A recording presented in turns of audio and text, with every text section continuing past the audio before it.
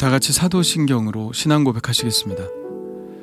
전능하사 천지를 만드신 하나님 아버지를 내가 믿사오며 그 외아들 우리 주 예수 그리스도를 믿사오니 이는 성령으로 잉태하사 동정녀 마리아에게 나시고 본디오 빌라도에게 고난을 받으사 십자가에 못 박혀 죽으시고 장사한 지 사흘 만에 죽은 자 가운데서 다시 살아나시며 하늘에 오르사 전능하신 하나님 우편에 앉아 계시다가 저리로서 산자와 죽은 자를 심판하러 오시리라.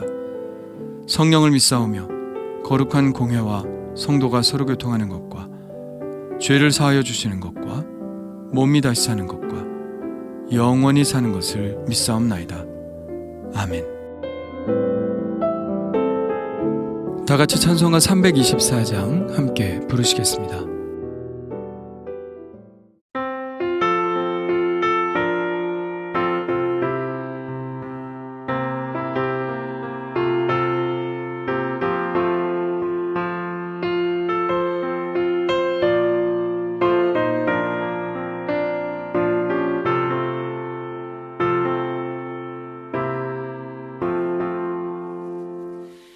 예수 나를 오라 하네 예수 나를 오라 하네 어디든지 주를 따라 주와 같이 가려네 주의 인도하심 따라 주의 인도하심 따라 어디든지 주를 따라 주와 같이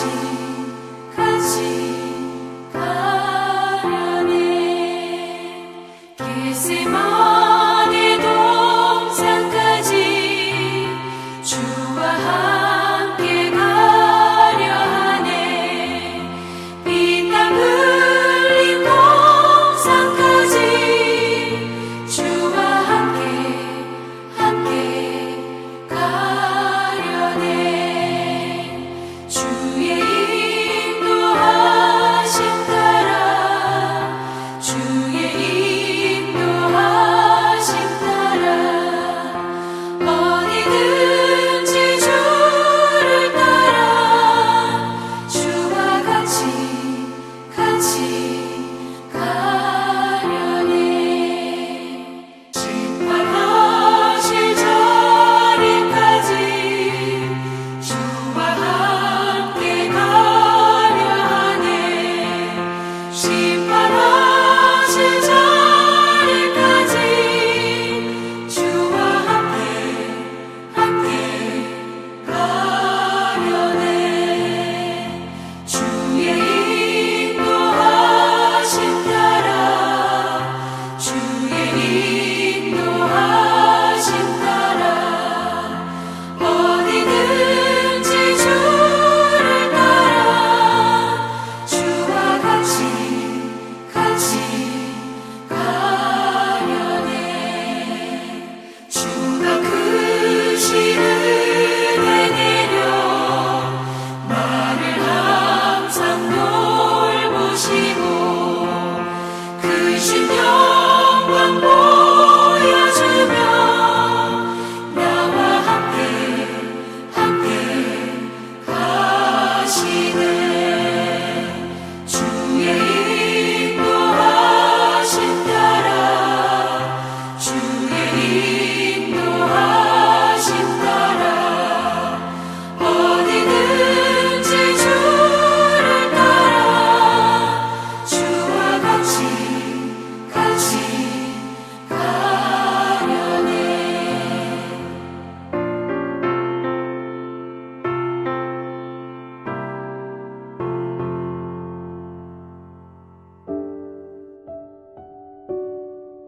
오늘 우리에게 주신 하나님의 말씀은 사도행전 21장 17절로 26절입니다. 우리 한 목소리로 읽겠습니다.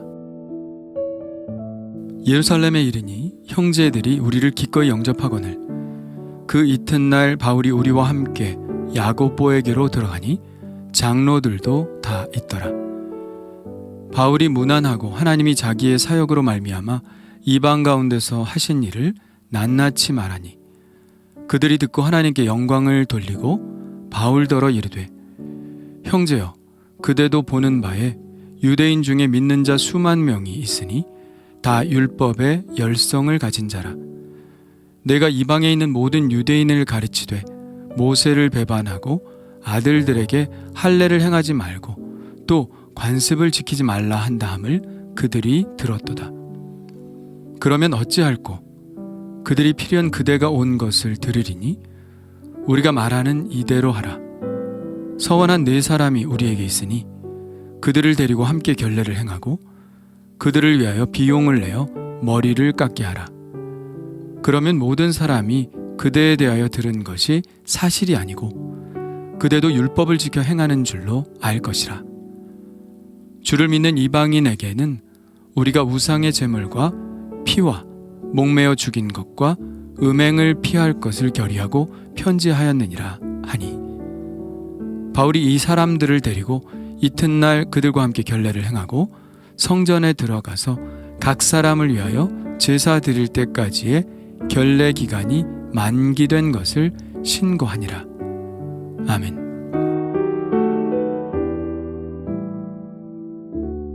드디어 바울은 예루살렘에 도착합니다. 바울이 온다는 소식을 듣고 형제들이 바울을 기다리고 있었으며 나손의 집에서 하룻밤을 잔 바울은 다음 날 야고보를 찾아갑니다. 야고보가 거하는 곳에는 장로들도 다 있었죠. 야고보는 알다시피 예수님의 형제 야고보입니다. 제자 야고보는 이미 헤롯에게 죽임을 당했죠. 보통 예루살렘 교회라 하면 베드로가 있을 것 같은데요. 베드로는 등장하지 않죠. 베드로는 12장에서 퇴장을 고합니다. 또 야고보와 형제들에게 이 말을 전하라 하고 떠나 다른 곳으로 가니라. 15장 예루살렘 회의에서 발언을 잠깐 하기는 하지만 사실은 12장 이후에 사도행전에서는 퇴장을 하죠. 다른 예수님의 제자들도 사도행전에는 전혀 등장하지 않습니다. 이것으로 보아 베드로 등 다른 예수님의 제자들은 예루살렘을 떠나 각자 성령의 인도하심에 따라 선교지로 간 것으로 생각됩니다. 그리고 예루살렘 교회의 수장은 야고보가 맞죠. 12장 17절의 말씀은 베드로에 이어 야고보가 예루살렘 교회를 맡게 된다는 하나의 암시인 것이죠. 바울은 야고보와 장로들에게 선교 보고를 하는데요. 1차 보고는 예루살렘 회의 때 이미 했고요. 2차와 3차 여행의 보고를 했을 것입니다. 이 선교 여행을 통하여 마게도니아와 아가야, 즉 유럽의 교회들이 세워졌고 아시아주의 수도인 에베소 교회가 든든히 섰습니다. 에베소에서는 특히 수많은 마술 서적들이 불태워졌고 산업구조가 바뀌는 역사가 일어났죠. 이 이야기를 들은 야고보와 장로들은 그 일들을 이루신 하나님께 영광을 돌렸습니다. 그런데 여기서 야고보는 바울에게 한 가지 우려 섞인 말을 하는데요. 형제여, 그대도 보는 바에 유대인 중에 믿는 자 수만 명이 있으니 다 율법의 열성을 가진 자라. 내가 이방에 있는 모든 유대인을 가르치되 모세를 배반하고 아들들에게 할례를 행하지 말고 또 관습을 지키지 말라 한다함을 그들이 들었도다. 바울이 예루살렘에 올 때마다 늘 부딪히는 문제가 또 제기됩니다. 바로 율법과 할례의 문제입니다. 유대인 중에 믿는 자가 수만 명이 있다는 것은 참 반가운 일이죠. 특별히 바리새인 중에 믿는 자들이 많았습니다. 이는 부활에 대한 생각이 그들과 같았기 때문이겠죠. 그리고 바리새인 중에 바리새인이었던 바울의 계정의 역할도 매우 컸을 것입니다. 그런데 바리새인이 어떤 사람들입니까? 율법에 열성이 있는 사람들입니다. 그들은 그리스도인들이었지만 기존에 가지고 있었던 율법에 대한 생각도 철저히 가지고 있던 사람들이었죠. 특히 지금의 이 시기가 이전보다도 더 율법에 대한 충성심이 상승할 때였는데요. 이것은 외부 환경의 변화 때문이기도 합니다. 네로 황제가 주후 54전에 등극했습니다. 지금 바울이 예루살렘에 도착한 것은 주후 57년이니까 이때는 이미 네로가 통치하던 시기였죠. 네로 황제가 등극하고 나서 이스라엘 안에는 유대 민족주의가 급진적으로 성장했습니다. 주후 44년 헤롯 아그리빠 사후 로마의 직접 통치가 시작되었고, 과도한 세금의 징수와 성전에서 행해진 로마의 신들에 대한 제사, 로마인들에 의한 대제사장의 임명 등과 같은 일로 인해 로마에 대한 불신이 팽배해져서 결국 66년에 로마에 대항한 유대 전쟁이 일어나니까 그 9년 전인 이때는 로마에 대한 적대감과 유대의 율법을 수호하려는 민족주의가 굉장할 때입니다. 그러니까 유대 율법에 조금이라도 저촉되는 것이 발견되면 금방이라도 일어나 가혹한 비판을 할 때인 것이죠.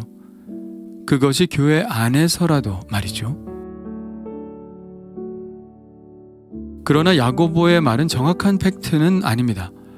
바울이 유대인들에게 모세를 배반하고 아들들에게 할례를 행하지 말라고 한 적은 없습니다. 바울의 입장은 분명했죠. 유대인들은 율법을 지키고 이방인들은 지킬 필요가 없다는 것이죠. 고린도전서를 한번 볼까요? 바울은 이렇게 말합니다. 할례자로서 부르심을 받은 자가 있느냐? 무할례자가 되지 말며, 무할례자로 부르심을 받은 자가 있느냐? 할례를 받지 말라. 할례 받는 것도 아무것도 아니요, 할례 받지 아니하는 것도 아무것도 아니로되 오직 하나님의 계명을 지킬 따름이니라. 각 사람은 부르심을 받은 그 부르심 그대로 지내라. 바울은 어차피 할례가 구원과는 상관이 없기 때문에 해도 되고 안 해도 되는 것으로 보았습니다. 유대인은 전통인이 받으면 되는 것이고 이방인은 안 받으면 되는 것입니다. 바울의 입장이 이렇게 분명한데 이런 잘못된 소문이 난 것은 아마도 바울이 유대인들에게도 특별히 율법을 지키라던가 할례를 꼭 받아야 한다던가 강조를 하지 않았기 때문이었을 겁니다. 그래서 믿는 유대인들에게 바울이 그렇지 않다, 즉 바울은 할례를 반대하거나 율법을 어기라고 한 적이 없다 하는 것을 알리기 위해서 그들에게 시위적인 행사를 해야 했습니다. 야고보는 말합니다. 그러면 어찌할꼬? 그들이 필연 그대가 온 것을 들으리니 우리가 말하는 이대로 하라. 서원한 네 사람이 우리에게 있으니 그들을 데리고 함께 결례를 행하고 그들을 위하여 비용을 내어 머리를 깎게 하라. 그러면 모든 사람이 그대에 대하여 들은 것이 사실이 아니고 그대도 율법을 지켜 행하는 줄로 알 것이라. 그래서 바울은 야고보의 말대로 하기로 하죠. 바울은 이미 루스트라에서도 디모데에게 시위적으로 할례를 준 적이 있습니다. 그 이유는 유대인들에게 거리낌을 주지 않기 위해서였죠. 이번에도 아무것도 아닌 일 때문에 쓸데없는 문제를 만들지 않기 위해, 복음을 전하는데 방해가 되지 않기 위해 바울은 야고보의 말대로 합니다. 바울은 서원한 네 사람을 데리고 그들과 함께 결례를 행합니다. 서원한 네 사람은 아마도 나시린의 서원을 한 사람들일 것입니다. 그들은 나시린 서원을 하고 일정 기간 동안 절제 생활을 했는데 포도주와 독주를 삼가는 것, 그리고 머리를 깎지 않는 것도 포함되었습니다. 그래서 야고보가 바울에게 비용을 내어 머리를 깎게 하라고 말한 것이죠. 그리고 이제 서원이 끝나게 되면 제사를 드리게 되는데 경건한 유대인들 같은 경우는 머리를 깎는 비용과 제사를 드리는 비용까지 부담을 했습니다. 그러면 사람들이 그가 율법을 존중한다는 것을 알게 되는 것이죠. 야고보는 바울이 그 일을 행해서 유대인들의 마음의 오해를 풀기를 원하고 있습니다. 그리고 제사를 드리기 전 그들은 정결례를 행해야 했는데요. 바울도 함께 행해야 했습니다. 그 이유는 바울도 이방 땅에서 이방인들과 접촉을 했기 때문에 7일 동안 정결례식을 행해야 했죠. 요즘 코로나 격리 기간을 갖는 것과 같다고 보면 되겠습니다.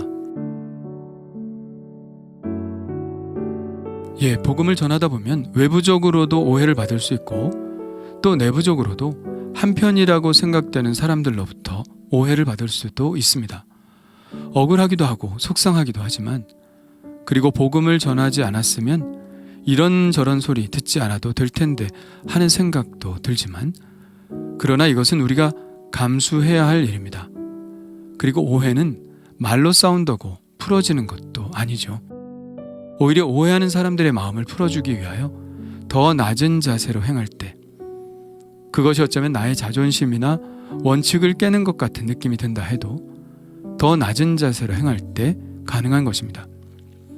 오해하는 사람들이 밉기도 하고 항변하고 싶은 마음도 있지만, 그들의 연약함을 이해하고 더 낮은 자세로 그들의 마음을 풀어가려는 노력이 바로 주님을 위한 사역자의 마음이라는 것을 깨닫습니다.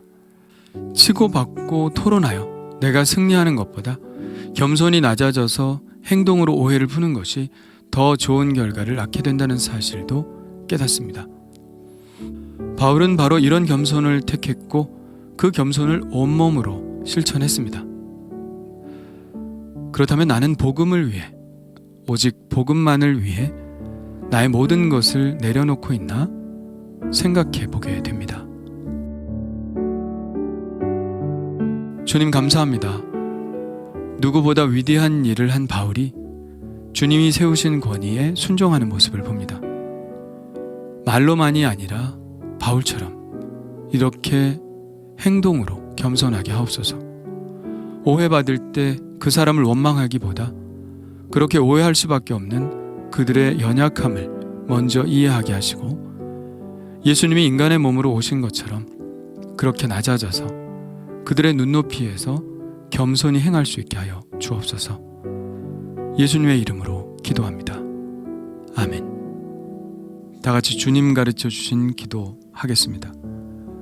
하늘에 계신 우리 아버지여, 이름이 거룩히 여김을 받으시오며 나라가 임하시오며 뜻이 하늘에서 이루어진 것 같이 땅에서도 이루어지이다.